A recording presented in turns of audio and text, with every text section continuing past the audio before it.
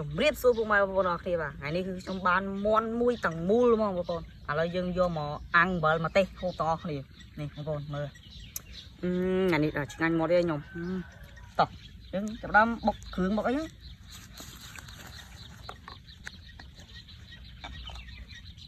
bọc ấy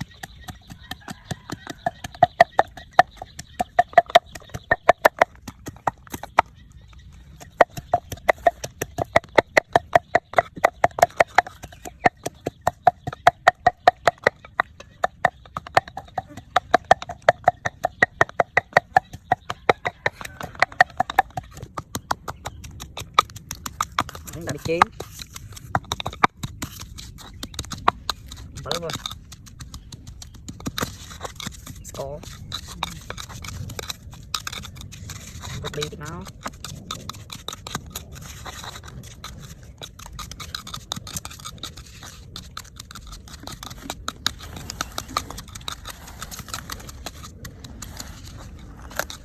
học bác đánh mót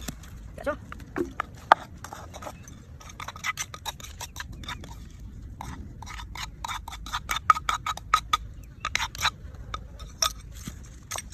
đấy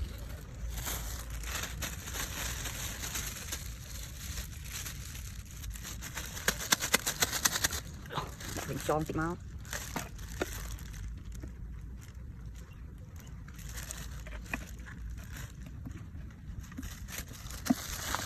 như lạ lắm này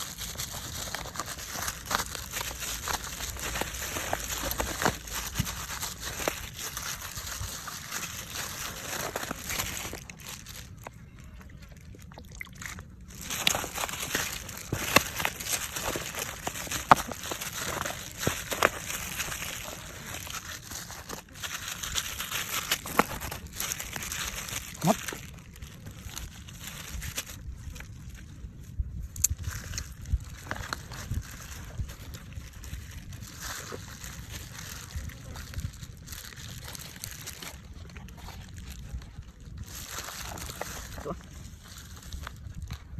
sự chế ấy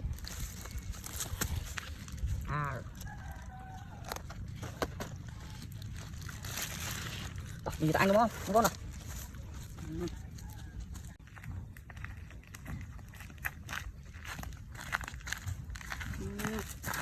lần ngực lần em một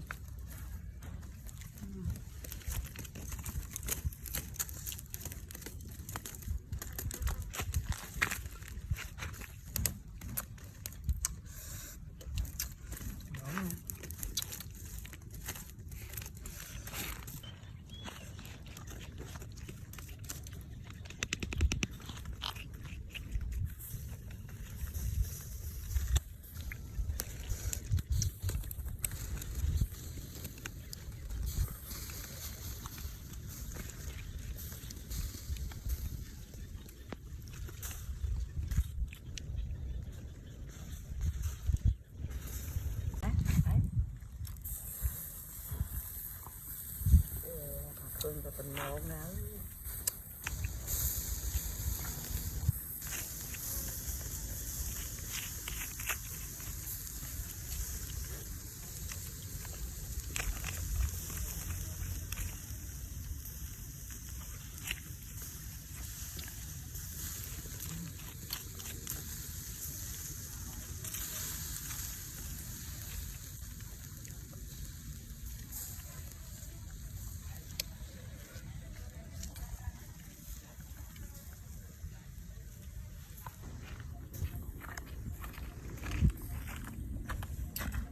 là món ăn này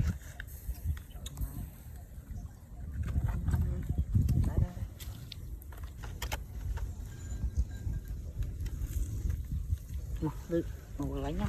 sát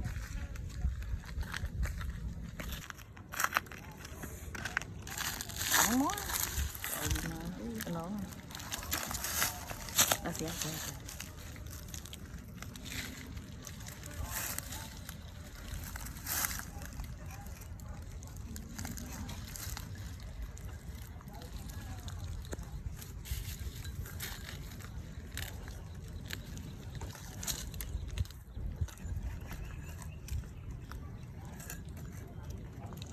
Dễ mới thế.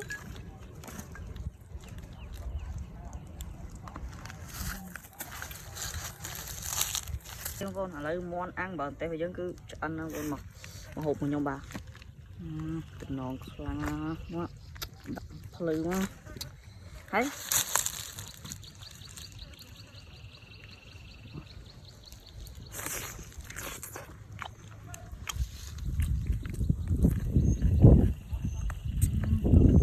làm nha.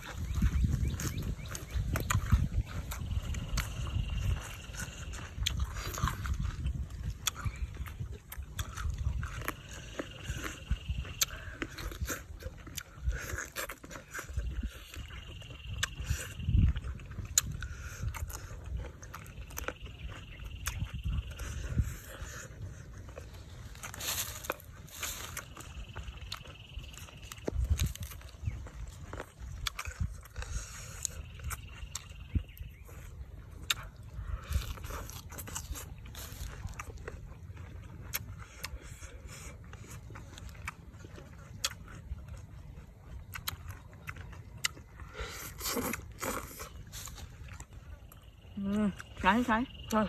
sáng sáng bố ơi nè mặt đi